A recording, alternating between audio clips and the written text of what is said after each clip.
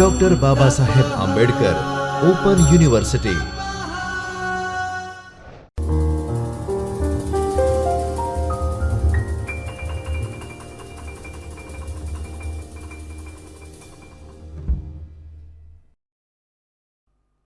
નમસ્કાર વિદ્યાર્થી મિત્રો, હું શિવમ મોરડિયા લાઇબ્રેરી એન્ડ ઇન્ફોર્મેશન સાયન્સ વિભાગ વતી આપનું હાર્દિક સ્વાગત કરું છું.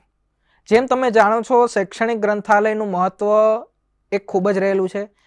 એ સ્કૂલ વિદ્યાર્થી કાળ હોય કે કોલેજ વિદ્યાર્થી કાળ હોય કે એક સંશોધનકર્તાના લાઈફમાં શૈક્ષણિક ગ્રંથાલયનું શું મહત્ત્વ છે, જેમને યુઝ કર્યું છે તે તેમને જ ખબર હશે. તો તેવા જ શૈક્ષણિક ગ્રંથાલય વિષયમાં MLI 103 ઇલેક્ટિવમાં જે શૈક્ષણિક ગ્રંથાલય જે વિષયનું પેપર છે તેના વિશે આપણે યુનિટ નંબર 14 વિશે વાત કરશું, લાઇબ્રેરી નેટવર્ક એન્ડ કન્સોર્શિયમ વિશે, જેમાં વિવિધ લાઇબ્રેરી નેટવર્ક છે અને કન્સોર્શિયમ ક્યાં ક્યાં છે તેના વિશે આપણે વાતચીત કરીને તેના વિશે વિસ્તૃત માહિતી મેળવશું કે કન્સોર્શિયમનો મિનિંગ શું હોય છે, એના ઉદ્દેશ્ય ક્યાં હોય છે અને ભારતમાં કાર્યરત જે પહેલાં કાર્યરત હતા અને અત્યારે હાલ કાર્યરત જે પણ કન્સોર્શિયમ છે જેનું સ્થાપના કેવી રીતે થઈ, તેની સ્થાપના કોના દ્વારા કરવામાં આવી, તેના વિશે આપણે વિસ્તૃત માહિતી મેળવીને તેના વિશે અભ્યાસ કરીશું. પહેલાં આપણે જોશું what is a meaning and definition of consortium. Bishwasen દાસગુપ્તાના જણાવ્યા અનુસાર કન્સોર્શિયમ શબ્દ નીચે પ્રકારે વ્યાખ્યાયિત કરી શકાય. કન્સોર્શિયમ મુખ્યત્વે સામાન્ય હેતુ માટે સંખ્યાબદ્ધ સત્તાઓ અને કંપનીઓ વગેરેનો કામચલાઉ સહકાર છે. આ એક એવું સંગઠન છે કે જેમાં એક સમાન સંગઠનો, સંસ્થાઓ વગેરે ભેગા મળીને ઉપભોક્તાઓ ચોક્કસ હેતુ માટે સમાન વસ્તુ કે સેવાઓનું નિર્માણ કરીને તેઓને સેવા આપે છે. બેઝિકલી શું છે કે કામચલાઉ સહકાર છે, એટલે ટેમ્પરરી જે એક સંગઠન છે જેનું મેઇન શું છે કે એક પ્રકારના જે કામ કરતા હોય. લાઈક હું અત્યારે યુનિવર્સિટીમાં છું તો એક શૈક્ષણિક ગ્રંથાલયનું કન્સોર્શિયમ બનાવી શકાય કે જેના મુખ્યત્વે કાર્ય શું છે, એક પ્રકારનું કાર્ય સમાન જ હોય છે. જેમાં શું હોય સમાન કાર્યમાં આપણે જેમ જાણીએ છીએ કે શૈક્ષણિક સંસ્થાઓનું મુખ્યત્વે કાર્ય શૈક્ષણિક કાર્ય સાથે જોડાયેલું હોય છે. લાઈક એજ્યુકેશન સાથે જોડાયેલું છે, મુખ્યત્વે તે એજ્યુકેશન આપે છે, રિસોર્સ શેરિંગ કરે છે. તો જેમના મુખ્યત્વે હેતુ અને તેમનો ગુણધર્મ અથવા તેમના કાર્ય જેમના સમાન હોય તેવી સંસ્થાઓનું એક સંગઠન બનાવવું, તેને એક સેવાઓ માટે નિર્માણ કરીને સેવા આપવાનું જે કાર્ય છે તેને આપણે કન્સોર્ટિયમ કહેવામાં આવે છે. તો આપણે કન્સોર્ટિયમ વિશે જાણીશું કે વોટ ઇઝ અ કન્સોર્ટિયમ. તો જેમ જાણ્યું કે આપણે એક ટેમ્પરરી ઓર્ગેનાઇઝેશન છે અથવા ટેમ્પરરી એક સંસ્થા છે જેને મુખ્યત્વે હેતુ શું હોય છે કે એક પ્રકારના જે ગ્રુપ ઓફ ઓર્ગેનાઇઝેશન જેના મેઇન એમ અને ધ્યેય સરખા હોય છે અને તેના માટે એક બનાવવામાં આવ્યું હોય તેને આપણે કન્સોર્ટિયમ કહેશું. તો આપણે શું પહેલાં જાણશું what is the need of consortium. કન્સોર્ટિયમના નીડ શું છે? પહેલાં તો મેઇન વસ્તુ કન્સોર્ટિયમ એટલે શું, લાઇબ્રેરી અંદર કન્સોર્ટિયમનો ઉપયોગ શું થાય પહેલાં એ જાણીએ. કન્સોર્ટિયમ શું છે, એક પ્રકારનું મિડલમેન જેવું કામ કરે છે.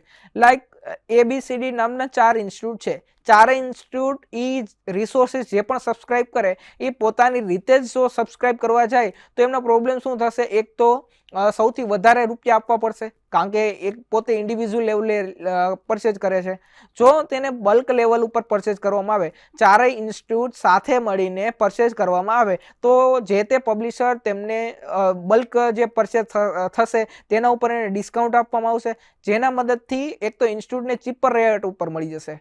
પ્લસ બીજું વસ્તુ, જ્યારે પણ કન્સોર્ટિયમ જે પણ બનાવવામાં આવે છે તેમાં ટેકનિકલ પર્સોનલ અથવા ટેકનિકલ સ્ટાફની પણ રિક્રુટમેન્ટ કરવામાં આવે છે. જો ટેકનિકલ સ્ટાફની રિક્રુટમેન્ટ કરવામાં આવે તો જે તે ઉપભોક્તાને ઓનલાઈન રિસોર્સિસમાં એક્સેસ કરવામાં કોઈ પણ પ્રકારની પ્રોબ્લેમ આવતી હોય અથવા કોઈ પણ લાઇબ્રેરીને ટેકનિકલ જરૂર હોય તો કન્સોર્ટિયમ તેને મદદરૂપ થઈ શકે છે. જો લાઇબ્રેરી પોતાની જ રીતે ગ્રંથાલય સ્ટાફ રાખે અથવા ટેકનિકલ સ્ટાફ રાખે અથવા હાર્ડવેર રાખે તો તેની માટે બહુ જ ખર્ચારૂપ થઈ જાય છે. તેની સામે જો કન્સોર્ટિયમના થ્રુ જ મળે તો 4 ઇન્સ્ટિટ્યૂટની વચ્ચે જે ટેકનિકલ સ્ટાફ છે એ ડિવાઈડ થઈ જશે, તો તેના કારણે જે કોસ્ટ કટિંગ છે તે પણ બચશે અને ઇઝીલી સારી સર્વિસીસ પ્રોવાઈડ કરી શકાય. તો આપણે બેઝિકલી જે 4 નીડ જોઈ તેના વિશે વાત કરશું. વૈજ્ઞાનિક માહિતીની કિંમતને સતત વધારો થતો રહે છે, તો શૈક્ષણિક ગ્રંથાલયોને અપૂરતા વાર્ષિક બજેટના કારણે વૈજ્ઞાનિક જર્નલ રદ કરવા. સાયન્ટિફિક જર્નલ છે એ દિવસે ને દિવસે તમે એના પ્રાઇઝિંગ જોવા બજાવશો તો દિવસે ને દિવસે વધતા જાય છે.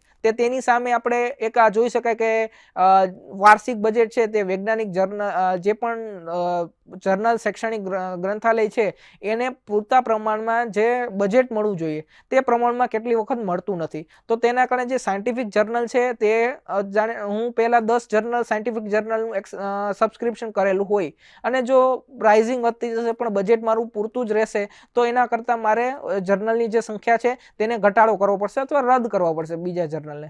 તો ફર્સ્ટ ઓફ ઓલ નીડ તે જ છે કે જો હું આ બજેટને જો બજેટને મારું પૂરતું છે અથવા એક લિમિટેડ બજેટ છે તો હું કન્સોર્ટિયમના થ્રુ લેવા જઈશ તો મારે પ્રમાણમાં સસ્તું પડશે જેના કારણે હું વધારે જર્નલ સબસ્ક્રાઇબ કરી શકીશ અથવા જે પણ જર્નલની અત્યારે કરંટ છે તેને વધારે આગળ વધતો રહીશ. પછી જે ખૂબથી ઝડપથી વિકાસની ટેકનોલોજીને કારણે ગ્રંથાલય સ્ટાફ, નવા હાર્ડવેર, સોફ્ટવેર, શિક્ષણ અને તાલીમના સ્તર સતત બોજ નીચે જકડાયેલા રહે છે. એનું મેઇન કારણ શું કે દિવસે દિવસે ટેકનોલોજી વધતી જાય છે, પ્રમાણમાં ટેકનોલોજીનું નોટ એડોપ્ટેશન. લાઇબ્રેરીમાં સામાન્ય રીતે ટેકનોલોજીનું એડોપ્ટેશન થાય છે પણ કેટલીક જગ્યાએ સ્ટાફ જનરલી નવા હાર્ડવેર સોફ્ટવેરને ઇઝીલી એડોપ્ટ નથી કરી શકતા. તેના કારણે આ પ્રોબ્લેમ થાય છે. નવી ટેકનોલોજીનું પ્રદાપન એટલે વર્લ્ડ વાઇડ વેબ દરેક માધ્યમોના થવાને કારણે ઉપભોક્તાની માંગમાં અનેક ઘણો વધારો થાય છે. વળી ઉપભોક્તા શક્ય હોય તેટલી ઝડપે રોજિંદા જરૂરિયાતની માહિતી મળી શકે તેવી અપેક્ષા રાખે છે. પછી જે ઓબ્જેક્ટિવ્સ ઓફ લાઇબ્રેરી કન્સોર્ટિયમ, જે ઓબ્જેક્ટિવ છે લાઇબ્રેરીના ક્યાં ક્યાં છે, આપણે જેમ નીડ જોઈ કે તેની જરૂરિયાત શું છે તેના વિશે વાત કરી. હવે ઓબ્જેક્ટિવ ક્યાં છે? જો લાઇબ્રેરી કન્સોર્ટિયમ બનાવશે તો પુસ્તક પ્રક્રિયા, જે પણ સંગ્રહ છે, પ્રિઝર્વેશન છે, કન્વર્ઝેશન છે, ગ્રંથાલયની માહિતી અને માહિતીનું શોષણ, પ્રસારણ અને વિતરણ પોતાની સંસ્થાના ફાયદા માટે અને ઊભી થતી સંસ્થાઓના નિરાકરણ માટે સહકાર અને કન્સોર્ટિયમ વિકસાવેલી છે. સંસ્થાઓ પોતાના હેતુઓ સિદ્ધિ કરી શકે તે માટે કન્સોર્ટિયમમાં વાપરવામાં ગ્રંથાલયને મદદ કરવી, સંશોધન સમુદાયને નવીન પ્રક્રિયાઓ માટે પ્રમુખ નેતાગીરી અને તકો પૂરી પાડવી, ગ્રંથાલયોના સ્ત્રોતોને ભૌતિક અને આભાસી સ્વરૂપમાં જનસમુદાય સુધી પૂરી પાડવી. તે બેઝિકલી ઓબ્જેક્ટિવ છે લાઇબ્રેરી કન્સોર્ટિયમના. હવે બીજા જે આપણે તેમ સ્ક્રીન ઉપર જેમ જોઈ રહ્યા છો તેમ બીજા સહકાર છે, ઓબ્જેક્ટિવ છે. એક તો ગ્રંથાલયોને ભાવિ દિશા મળે તેવું આયોજન વિકસાવવું. એટલે ફ્યુચર શું હશે લાઇબ્રેરી કન્સોર્ટિયમનું, લાઇબ્રેરીનું શું ફ્યુચર હશે તેને એક દિશા આપવી, એને તેના વિશે પ્રમાણમાં આયોજન કરવું તે એક છે. ગ્રંથાલયોના ધ્યેયો અને સભ્યોને રાષ્ટ્રીય સ્વીકૃતિ આપવી. લાઇબ્રેરી કન્સોર્ટિયમના થ્રુ કેટલી વખત કોઈ પણ એક લાઇબ્રેરી અથવા એક લાઇબ્રેરીનું સભ્ય હશે તે બીજા લાઇબ્રેરીના થ્રુ પણ કેટલા ડેટા એક્સેસ કરી શકે અથવા રિસોર્સિસને એક્સેસ કરી શકે અથવા તેને સ્વીકૃતિ આપવી તે મેઇન ઓબ્જેક્ટિવ છે. ગ્રંથાલયોની નાણાંની પ્રાથમિકતા, સંશોધન સહાયતા માટે નાણાકીય જોગવાઈ માટે વિકાસલક્ષી અસર, રાષ્ટ્રીય મુદ્દા કે પ્રાથમિકતા નક્કી કરવી અને ઓળખ આપવી. પછી છે સંશોધનની જરૂરિયાતની ખાતરી અને સ્કોલરશિપને પ્રાથમિકતા આપવી. કન્સોર્ટિયમને ખરીદી પ્રવૃત્તિમાં સંકળાયેલા રાષ્ટ્રીય સંસ્થાઓને અસર કરે છે. ગ્રંથાલયની માહિતી અને પ્રવૃત્તિઓને શક્ય હોય તેટલી વિસ્તૃત રીતે ચોક્કસ સંદર્ભમાં પ્રકાશન અને વિતરણ આપવું. સલાહ મસલત પ્રક્રિયામાં ચોક્કસ જવાબ આપવો. બેઝિકલી નીડ શું છે કે આપણે જે કન્સોર્ટિયમ બનાવશું તો એકબીજાને સહકારમાં રાખીને લાઇબ્રેરીના ધ્યેયના ભાવિ મળે તેના વિશે આયોજન કરવાનું. પછી જે સભ્યોને રાષ્ટ્રીય સ્વીકૃતિ આપવી. પછી જે સંશોધનની જે જરૂરિયાત છે, ખાતરી છે, સ્કોલરશિપ છે, જેની પ્રાથમિકતા આપવી. કન્સોર્ટિયમની ખરીદી પ્રક્રિયા સાથે સંકળાયેલા રાષ્ટ્રીય સંસ્થાઓને અસર કરે છે. હવે લાભાલાભ શું છે? તમે જેમ જાણો છો દરેક સભ્ય ગ્રંથાલયને પોતાના સ્ત્રોતોને નુકસાન પહોંચાડ્યા સિવાય દરેક સંસ્થાને સંશોધન ભાગીદારીમાં ક્ષમતા પૂરી પાડે છે. ગ્રંથાલય કન્સોર્ટિયમનો દરેક સભ્ય સંશોધન તેના ઉપભોક્તાને નિષ્ણાત સંશોધન કરવા સહાય આપે છે. સહકારી સંશોધન અને માહિતી ટેકનોલોજીના પ્રદાન પણ થવાથી સેવાઓમાં સુધારો આવે છે તથા ખર્ચમાં કરકસતાથી અસર અનુભવાય છે. સ્ટાફનો વિકાસ, આદાન પ્રદાન, ગુણવત્તા સેવા સાથે વધારે છે. કન્સોર્ટિયમ દ્વારા ખર્ચમાં ઘટાડો પ્રાપ્ત કરી શકાય છે. બેઝિકલી એડવાન્ટેજ ક્યાં છે કે એક તો કન્સોર્ટિયમનો મેઇન જે વસ્તુ છે એક તો આદાન પ્રદાન જે ગુણવત્તાયુક્ત છે, જે ક્વોલિટીવાળી સર્વિસીસનું એક્સચેન્જ છે એ સારી રીતે કરી શકાય અને ખર્ચમાં ઘટાડો થઈ શકે. બેઝિકલી બે મેઇન તેના એડવાન્ટેજ છે. બીજા સાથે જે પણ એડવાન્ટેજ છે ગુણ છે તેના પણ ફાયદા છે, પણ મેઇન સામાન્ય રીતે કન્સોર્ટિયમમાં ભાગીદારી કરવાનો ફાયદો શું છે, એક તો ખર્ચનો ઘટાડો કરી શકાય. ગ્રંથાલયમાં છેલ્લામાં છેલ્લો ઉદ્ભવતા એક ગ્રંથાલયમાં ઉપલબ્ધ વસ્તુમાં વધુ સ્ત્રોતોને ફળ ભાગવી શકે છે અથવા ઉપયોગ કરી શકે છે.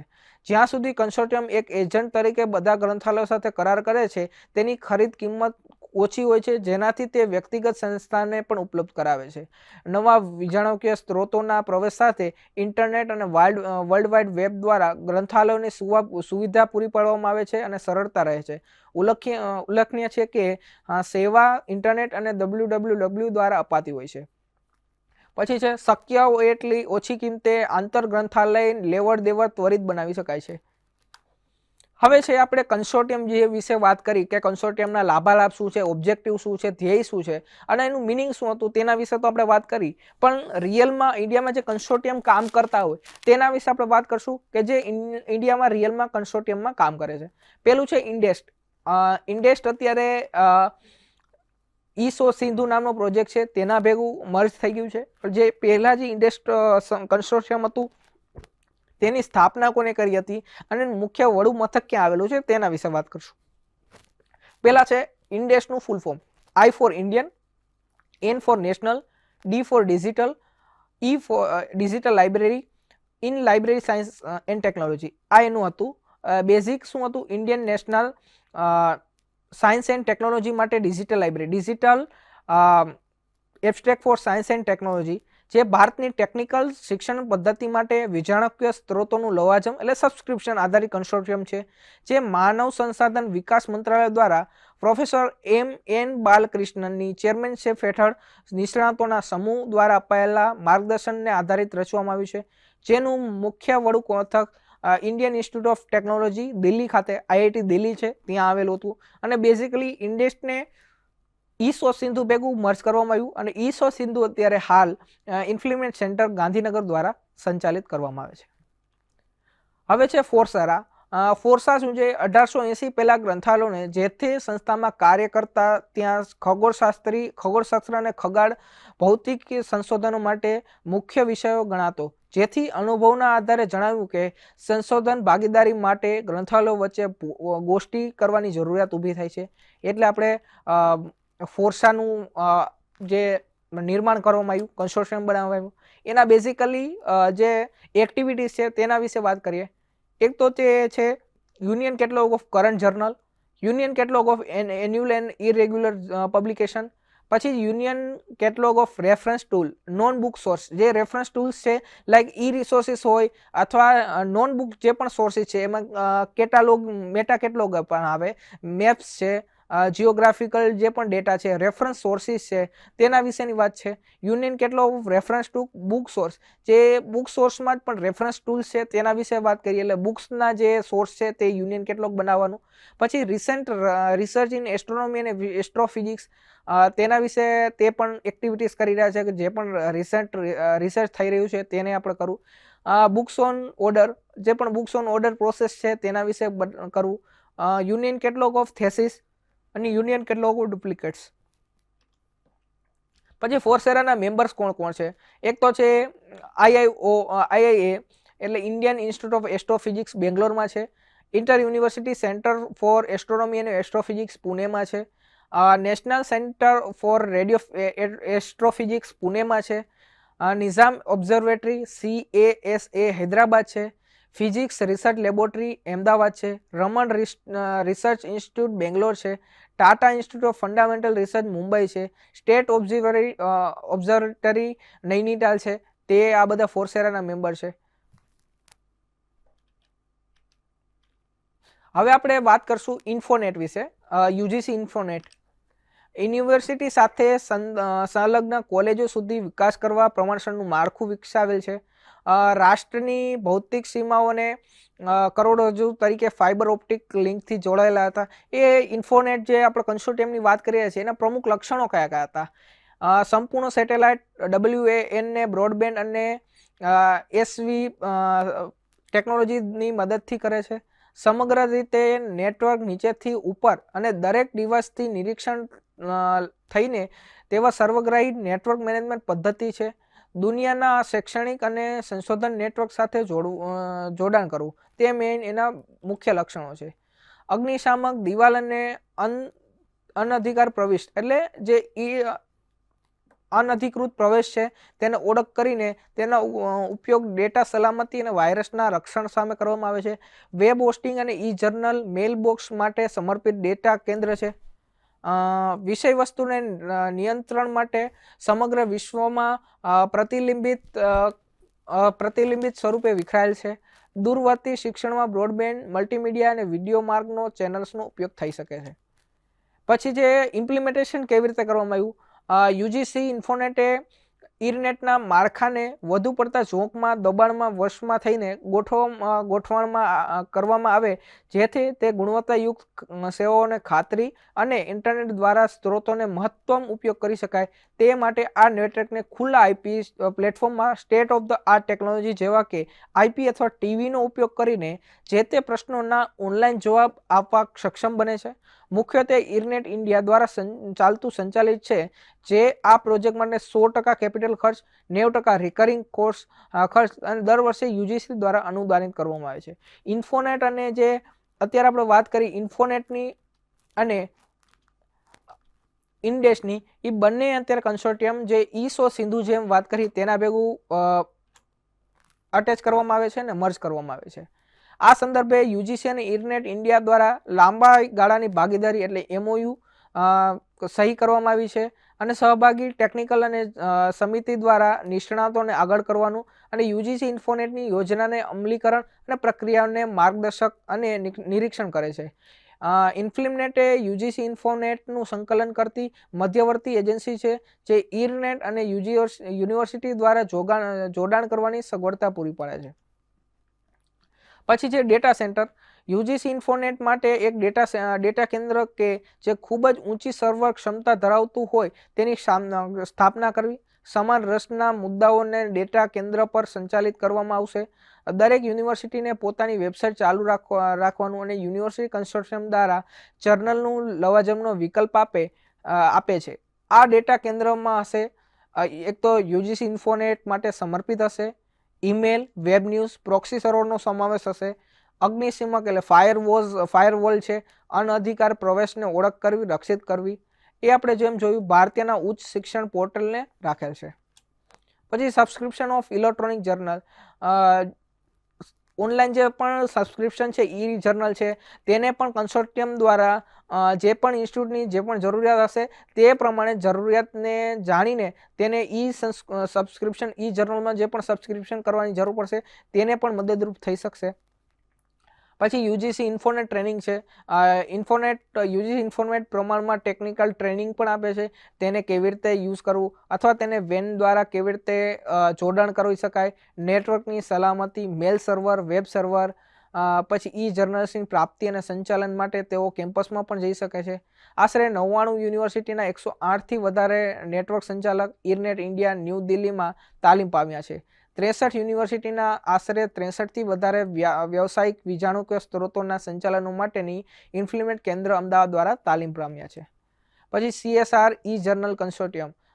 Council of science and industrial રિસર્ચની જેની 38 લેબોરેટરી સાથે મળીને 4000થી વધુ નિષ્ણાત અને સંશોધન જર્નલમાં રૂપમાં 25 કરોડના દર વર્ષે લવાજમ ભરે છે. આ સંગ્રહમાં 5 લાખથી વધારે મુદ્રિત આર્ટિકલ્સ બીજા કોઈ ઉપર આધાર રાખ્યા સિવાય લેબમાં તેનું વિતરણ થાય છે. આ ઉપરાંત સરળતાથી ઉપલબ્ધ વિજ્ઞાન અને ટેકનોલોજી આધારિત કન્સોર્ટિયમના ઉપયોગિતા વધારવા CSR લેબોરેટરીઝ અને માહિતી કેન્દ્રોના પ્રમુખમાં 5 મીટિંગમાં RRLમાં ત્રિવેન્દ્રમ ખાતે ફેબ્રુઆરી 2001માં મળી શકે છે, જેમાં ઈ જર્નલ કન્સોર્ટિયમ વિકસાવવાની ભલામણ કરે છે. બીજી તરફ CSR ડાયરેક્ટર જનરલ CSR દ્વારા લવાજમી જર્નલોમાંથી માહિતી એકત્ર કરીને સંપાદન કરે છે અને તેનું ગ્રુપ ગ્રુપ સ્ટડી અથવા અભ્યાસ સમૂહની રચના કરવામાં આવે છે। બેઝિકલી CSR શું છે? Scientific council of scientific and industrial research જે છે તે ટોટલ ભારતમાં 38 CSR લેબોરેટરી આવેલી છે, જેમાં 4000થી વધારે સાયન્ટિસ્ટ છે અને તેને ખર્ચો બહુ વધારે હોય છે। તો CSR એ પોતાની જે પણ 38 લેબોરેટરીઝ છે તેનું એક જર્નલ કન્સોર્શિયમ બનાવ્યું કે જેના દ્વારા 38 જે પણ લેબોરેટરીઝની જે પણ જરૂરિયાત છે તેના દ્વારા ઓનલાઈન કન્સોર્શિયમ સાથે મળીને જર્નલનું સબસ્ક્રિપ્શન કરવામાં આવે, જેથી સસ્તા રૂપિયે આપણે જર્નલનું પરચેઝ કરી શકીએ અને તેનું વિતરણ પણ કરી શકીએ, તેના માટે કરવામાં આવ્યું છે। એમાં મેઇન એક્ટિવિટીઝ ક્યાં છે? એક તો આઈડેન્ટિફિકેશન ઓફ ધ વેન્ડર, પછી વેન્ડરને પહેલાં આઈડેન્ટિફિકેશન કરવાના, ઇન્વાઇટિંગ પ્રપોઝલ એટલે સંશોધન પત્ર છે તેનું તમારું જે પણ પ્રપોઝલ છે એનું ઇન્વિટેશન લેવાનું, નેગોશિએશન કરવાના, પછી સાઇનિંગ ધ એગ્રીમેન્ટ, બે જે પણ ઇન્સ્ટિટ્યૂટ છે અથવા વેન્ડર અને CSR વચ્ચે છે એગ્રીમેન્ટ કરવાના, ઇનેબલિંગ ધ એક્સેસ, IP બેઝ તેમને એક્સેસ આપવું, પછી છે ટ્રેનિંગ આપવું, payment of vendors, monitoring, user statistic કેટલા વાપરે છે અને એનું એનાલિસિસ કરીને રિપોર્ટ જનરેટ કરવાનું। Basically starting from the vendor identification કરીને તેનો રિપોર્ટ પ્રિપેરેશન કરવું બેઝિકલી CSR કન્સોર્શિયમનું કામ છે। હવે આપણે વાત કરીએ જે ઇન્ડિયામાં બીજા પોપ્યુલર છે તેવા IIM, Indian institute of management, તેમનું કન્સોર્શિયમ 2000માં બનાવવામાં આવ્યું હતું। તેનું કવર આખા ઇન્ડિયામાં જેટલી પણ IIMs છે તેનું કરવામાં આવ્યું છે। તેમની બેઝિકલી જ્યારે પણ અત્યારે ભારતની અંદર લગભગ 12થી પણ વધારે IIMs અવેલેબલ છે। તો વર્ષો પહેલાં જ્યારે થોડાક વર્ષો પહેલાં એટલે લગભગ 2000માં ત્યારે IIMના કન્સોર્શિયમની સ્થાપના કરવામાં આવી। તેમાં CD-ROMs અને ડિજિટલ ડેટાબેઝનું નિયમિત લવાજમ સ્વીકારે છે। તેમાં જે ઉપલબ્ધ કેટલાક સોર્સિસ છે તેના વિશેની નીચે માહિતી આપેલું છે। એક તો છે ABI ઇન્ફોર્મ્સ એબ્સ્ટ્રેક્ટ જે આપે છે, પછી બિઝનેસ સોર્સ ઇલાઇટ છે જે BSE દ્વારા પ્રોવાઈડ કરવામાં આવે છે, તેના વિશે લવાજમ કરવામાં આવે છે, અને ઇકોન લાઇટ છે જે સિલ્વર પ્લેટેડ છે તેના દ્વારા પણ કરવામાં આવે છે। પછી છે Helinet, Rajiv Gandhi university of health science, આરોગ્ય વિજ્ઞાન અને પુસ્તકાલય માહિતી નેટવર્ક કન્સોર્શિયમ 15 માર્ચ 2003ના રોજ કરવામાં આવ્યું હતું। તબીબી શિક્ષણમાં ગુણવત્તાયુક્ત તબીબી જર્નલ્સની ભૂમિકા અને મહત્વનું જાણીતું છે। વધુમાં 2000 પહેલાં હાથમાં ધરાયેલ શિક્ષણ મુજબ RGUHS કોલેજમાં માત્ર 150 જર્નલ પર ઘણા નાણાં ખર્ચી રહ્યા હતા। તેમ છતાં 150માં વધારે ઘણી ડુપ્લિકેશનના કારણે ખર્ચ કરવાની જરૂર પડી, જેથી હેલિનેટની સ્થાપના કરવામાં આવી। અને હેલિનેટના મેઇન મકસદ શું હતો અથવા તેનો એમ શું હતો કે આરોગ્ય અને જે આરોગ્યને લગતા જે પણ જર્નલ છે તેના દ્વારા જે પણ જર્નલનું સબસ્ક્રિપ્શન કરવામાં આવે તો હેલિનેટના મદદથી મહત્તમ જર્નલ ઓછા ખર્ચા ઉપર આપણે સબસ્ક્રિપ્શન કરી શકાય, તેના માટે સ્થાપના કરવામાં આવી હતી। જે પણ જર્નલ છે તેનું તમે એક્ઝામ પર્પઝથી તમે એક વિચારી શકો છો શું ઇમ્પોર્ટન્ટ છે, કોઈ પણ જર્નલનું ફૂલ ફોર્મ શું છે તે એક જાણી લેવું જરૂરી છે। હેલિનેટ છે તો હેલિનેટનું ફૂલ ફોર્મ શું છે, તેને કોના દ્વારા રનિંગ કરવામાં આવે છે, તો ઓપરેટ કરવામાં આવે છે, કઈ તારીખના રોજ તેમનું એસ્ટાબ્લિશમેન્ટ કર્યું હતું અને એના દ્વારા મેઇન કઈ કઈ એક્ટિવિટીઝ કરવામાં આવે છે તેના વિશે આપણે જાણવું ખૂબ જરૂરી છે। તો વિદ્યાર્થી મિત્રો, આ લેક્ચર પછી તમારે જે તે જર્નલ કન્સોર્શિયમની આપણે વાત કરી તેને કન્સોર્શિયમને તેની વેબસાઇટ ઉપર જઈને તેના વિશે માહિતી મેળવવી। એમાં ખાસ કરીને હોમ પેજ પછી સામાન્ય રીતે અબાઉટ પેજ હોય છે, અબાઉટ કન્સોર્શિયમ અથવા એના વિશે માહિતી આપેલી હોય છે, તો બધા જે તે જર્નલના કન્સોર્શિયમ વિશે જઈને તેમાં અબાઉટ સેક્શનમાં જઈને આપણે જોશું કે તેનો મેઇન ઓપિનિયન, વિઝન, મિશન અથવા તેના વિશે જે ફેક્ચ્યુઅલ માહિતી છે જે તમને એક્ઝામ પર્પઝથી ઘણી કામમાં લાગશે તે આપણે જાણવી ખૂબ જ જરૂરી છે। પછી બેઝિકલી તે ફૂલ ટેક્સ્ટ જર્નલ એલ્સેવિયરના સાયન્સ ડાયરેક્ટ છે, પછી ઓવિડ બાયોમેડિકલ કલેક્શન છે, એન્યુઅલ રિવ્યૂ ઓફ બાયોમેડિકલ શૂટ છે, અને ઓનલાઈન ડેટાબેઝીસમાં જે gate custom content of consortium JSSB। જે ગેટ બેઝિકલી એક ડેટાબેઝ છે જ્યાં તમને રિસોર્સિસ વિશે બધી માહિતી આપવામાં આવે છે, તો તેના વિશેની આ બધી માહિતી છે જેમાં ઇઝીલી તમે કન્ટેન્ટ જે પણ છે તેને એક્સેસ કરી શકો છો અને તેમને પોતાના રિક્વાયરમેન્ટ માટે કસ્ટમ કન્ટેન્ટ કન્સોર્શિયમ બનાવવામાં આવ્યું જેથી ઓનલાઈન બધે એક્સેસ કરી શકાય। હવે છે આઈડિલ, અલગ અલગ આપણે જેમ વાત કરી કે આ મહત્વના જર્નલ કન્સોર્શિયમ હતા, હવે આપણે જે વાત કરીએ તે અન્ય જે તેટલા બધા પોપ્યુલર નથી. તે નાના નાના શૈક્ષણિક ગ્રંથાલયના કન્સોર્ટિયમ છે તેના વિશે વાત કરશું. આઇડલ છે ઇલિનોઇસ ડિજિટલ એકેડેમિક લાઇબ્રેરી, જે માહિતીનું સંચાલન કરતી શૈક્ષણિક લાઇબ્રેરીનું એક સંઘ છે. તેમની સ્થાપના 1999ની અંદર Illinois board of higher education અનુદાનિત સાથે કરવામાં આવી હતી. તે મુખ્યત્વે state university library council of ડાયરેક્ટરના પ્રસ્તાવમાં વિચારમાંથી ઉદ્ભવ કરવામાં આવ્યું. CODSULI નું આયોજન અને સમર્થન માટે પ્રાથમિક grant Illinois library computer system organisation દ્વારા એનાયત કરવામાં આવી હતી. અને આઇડલે ફેબ્રુઆરી 2002માં તેના સભ્યોને બૌદ્ધિક સંપદા આપવાનું શરૂ કર્યું. પ્રક્રિયામાં પ્રથમ વર્ષમાં સંશોધનનો ઉપયોગ કરીને 2 મિલિયનથી વધારે સંશોધકો નોંધાયા હતા અને 1.2 મિલિયનથી વધારે રિક્વેસ્ટ પણ આવી હતી. ટેક્સ્ટ, લેખો અને મોનોગ્રાફનો એક્સેસ કરવામાં આવ્યો હતો. પછી કોન્સર્ટ છે. કોન્સર્ટ આપણે સામાન્ય મ્યુઝિકના કોન્સર્ટ વિશે વાત કરી, પણ આ કોન્સર્ટ તેમનું નામ જ છે કન્સોર્ટિયમનું. તે તાઇવાનમાં કોર ઇલેક્ટ્રોનિક રિસોર્સિસ પર કન્સોર્ટિયમ છે. તેની સ્થાપના 1998માં વેબ આધારિત સંપૂર્ણ ગ્રંથ સૂચિઓના વધીપતી લોકપ્રિયતાને લાભ લેવા માટે કરવામાં આવતું હતું. તે મુખ્યત્વે તાઇવાન સ્થિત યુનિવર્સિટી, કોલેજો અને સંશોધન સંસ્થાઓના મુખ્ય સભ્યોનું બનેલું છે. કોન્સર્ટના સંયોજક તરીકે વિજ્ઞાન અને ટેકનોલોજી ઇન્ફોર્મેશન સેન્ટર STIC જૂથ ખરીદી અને સંશોધન ભાગીદારી દ્વારા સંપૂર્ણપણે સ્વીકારવામાં આવી હતી. અને કોન્સર્ટને 2002માં શિક્ષણ મંત્રાલય અને રાષ્ટ્રીય લાગુ સંશોધન પ્રયોગશાળા દ્વારા તરફથી આંશિક અનુદાન દ્વારા આંતરરાષ્ટ્રીય ડેટાબેઝ સિસ્ટમ ભાડે આપવામાં આવી હતી. પછી એક કર્લ છે, consortium of university research library. A British શબ્દ છે, બેઝિકલી EUS ઉપરથી આવેલો છે. તે યુરોપિયન યુનિવર્સિટી લાઇબ્રેરી ઓફ બ્રિટનનું સૌથી મોટું કન્સોર્ટિયમ છે. સંશોધકોને ભવિષ્યમાં વિકેન્દ્રિત અને વિવિધ સંશોધક પુસ્તકાલય બનાવવામાં મદદરૂપ થશે. તો બેઝિકલી આપણે જે કર્લનું full form consortium of university research library, તે યુરોપિયન યુનિવર્સિટી લાઇબ્રેરીનું સંઘ છે અને તે સંશોધન લાઇબ્રેરી વિકસાવવામાં મદદરૂપ થશે. પછી ICOLC એટલે ઇન્ટરનેશનલ કોલિએશન ઓફ લાઇબ્રેરી કન્સોર્ટિયમ. તે બેઝિકલી 1997માં પ્રથમ વખત મળ્યા હતા અને 200થી વધારે પુસ્તકાલયો અને હજારો સભ્યના પુસ્તકાલયના સહયોગથી પ્રતિનિધિ કરવામાં આવે છે. અને એની બેઝિકલી ઉચ્ચ શિક્ષણ સંસ્થાઓ એટલે હાયર એજ્યુકેશન બોડીઝ છે તેને મદદરૂપ કરવામાં આવે છે. તેની લાઇબ્રેરીની વાત કરીએ તો www.library.ydl.edu પર જઈને તેને કન્સોર્ટિયમની માહિતી મેળવી શકાય છે. નમસ્કાર, થેન્ક યુ. આજના વિડીયો લેક્ચરની અંદર ભારતમાં જે વિવિધ લાઇબ્રેરી નેટવર્ક્સ છે, જેમાં ઇન્ડેસથી માંડીને વિવિધ આઇકોલ સુધીના જે પણ આપણે વાત કરી, તો ઇન્ડિયામાં જે પણ કન્સોર્ટિયમ છે, એકેડેમિક લાઇબ્રેરીઝ છે, તેના વિશે વાત કરી અને તેના વિશે પૂરતા પ્રમાણમાં માહિતી મેળવીને આપણે જાણકારી મેળવી. મને આશા છે કે આજના વિડીયો લેક્ચરની અંદર તમે જે પણ માહિતી મેળવી હશે તેનાથી તમને ખૂબ લાભાલાભ થયા હશે અને ફાયદો થયો હશે. જય હિન્દ, વંદે માતરમ, આભાર.